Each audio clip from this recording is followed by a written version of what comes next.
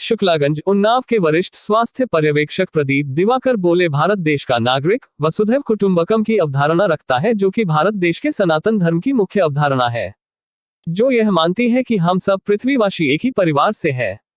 इस अवधारणा को दृष्टिगत रखते हुए वर्तमान में रशिया द्वारा जो यूक्रेन की मानवता पर हमला है, उसे गलत मानकर उसका विरोध करता हूं कि वह मानवता का विनाश न करे, साम्राज्यवादी आक्रमणकारी देश का विरोध करे और यूक्रेन की पीड़ित जनता का साथ दे। स्टार बोलता भारत न्यूज से अजय श्रीवास्तव, शुक्लागंज उन्नाव की रिपोर्ट। नमस्कार, मैं प्रदीप दिवाकर, भारत देश का नागरिक वसुधैव कुटुंबकम अवधारणा, जो कि भारत देश के सनातन धर्म की अवधारणा है, जिसका अर्थ है कि संपूर्ण विश्व ही एक परिवार है। उस अवधारणा को दृष्टिगत रखते हुए आप समस्त विश्व समुदाय के लोगों से एक अपील करता हूं कि आज भले ही हमला करने वाले देश का नाम रूस है और जिस पर हमला हो रहा है उस देश का नाम यूक्रेन है, लेकिन यह सदैव विश्व इतिहास के काल में हमेशा होता रहा है कि अलग अलग देशों ने अलग अलग समय पे अलग अलग देशों पर हमला किया है। हमारे पास साक्ष्य के रूप में जो चीजें प्रस्तुत हैं, मैं आपके सामने रख रहा हूं कि शायद आप समझ सकें। लगातार हमला भूभाग को कब्जा करने के लिए हुआ, लेकिन क्या हुआ? भूभाग तो यथावत वही है, कभी किसी के कब्जे में कुछ रहा, कभी किसी के कब्जे में कुछ रहा, लेकिन वास्तविक विनाश किसका हुआ? वास्तविक विनाश वहां की जनसंख्या का हुआ, वहां के लोगों का हुआ, वहां की संस्कृति का नुकसान हुआ, जो आज हो रहा है। तब भी लोग नासमझ थे, कई बार गुटबाजी करते थे, कई बार गुटबाजी में नहीं करते थे, किसी का नुकसान हो जाने देते थे। लेकिन वर्तमान में विश्व स्तर पर इतनी बड़ी बड़ी संस्थाएं बन चुकी हैं, जैसे संयुक्त राष्ट्र संघ, world trade organisation, world food organisation, UNESCO, red cross, UNICEF,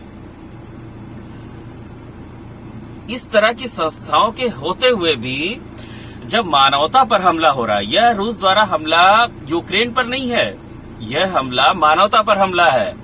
मानवता का अर्थ, कहीं छोटे छोटे बच्चे मर रहे हैं, बच्चों के सामने उनके माता पिता मर रहे हैं, ये छोटी बात नहीं है।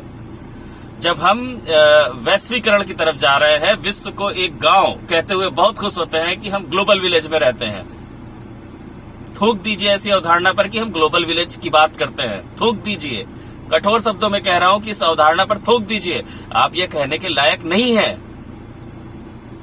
कैसे ग्लोबल विलेज हुआ? जब आपके ही ग्लोबल विलेज में एक जगह कुछ लोग मर रहे हैं, कुछ बच्चे रो रहे हैं कि उनके माँ बाप मर चुके हैं किसी दूसरे क्रूर देश की बमबारी से। कहाँ आप ऐसी अवधारणा को मानते हैं कि आप वैश्विक गांव के निवासी हैं? जो अपने देश से विरोध शुरू करिए, अपने देश से विरोध शुरू कीजिए, अपनी सरकार से कहिए।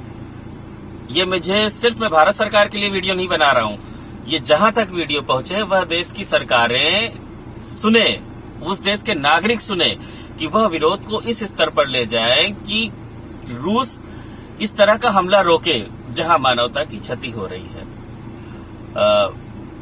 संपूर्ण विश्व को उपभोक्ता समझते हैं वह लोग जो उपभोग की वस्तुएं बनाते हैं।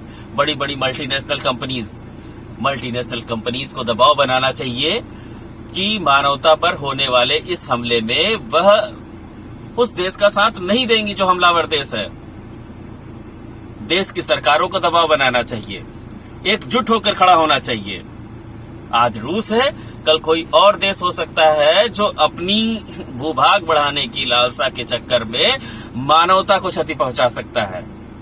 तो आप सबसे मेरा विनम्र निवेदन है कि जब हम वर्ल्ड ट्रेड ऑर्गेनाइजेशन जैसी संस्था के अंदर रहकर नियम बनाकर और उपनियम बनाकर व्यापार कर सकते हैं, तो क्यों नहीं हम एक हमलावर देश को बच्चों के कत्ल करने से, युवाओं के कत्ल करने से रोक सकते हैं।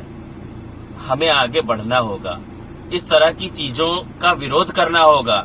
यह नहीं कहना होगा कि नहीं भाई, रसिया ने कुछ दिन पहले हमारा साथ दिया था तो आज हमें रसिया को नरसंहार करने के लिए छोड़ना पड़ेगा। बिल्कुल नहीं।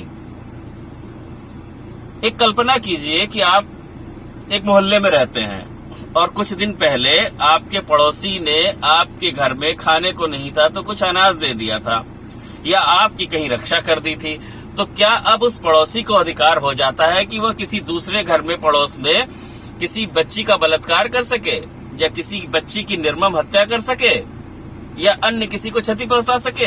तो इस तरह के उदाहरण बेकार हैं। विश्व समुदाय को एकजुट होना पड़ेगा। और विश्व समुदाय एकजुट कैसे होगा?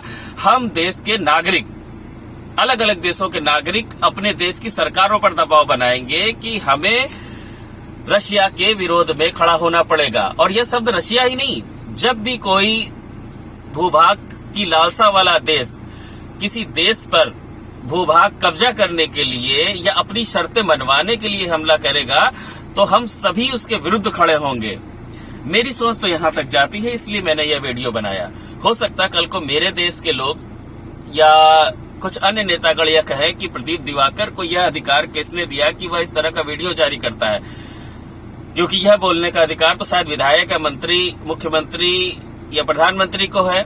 तो मैं यह कहना चाहूंगा कि विश्व का और देश का प्रत्येक नागरिक यह सब बोल सकता है, क्योंकि विधायक, नेता, मुख्यमंत्री, प्रधानमंत्री मताधिकार से मिली ताकत का प्रयोग कर कर ही बोलते हैं। और मताधिकार देने वाला आम नागरिक होता है, जैसे मैं या मेरे जैसे लाखों करोड़ों नागरिक।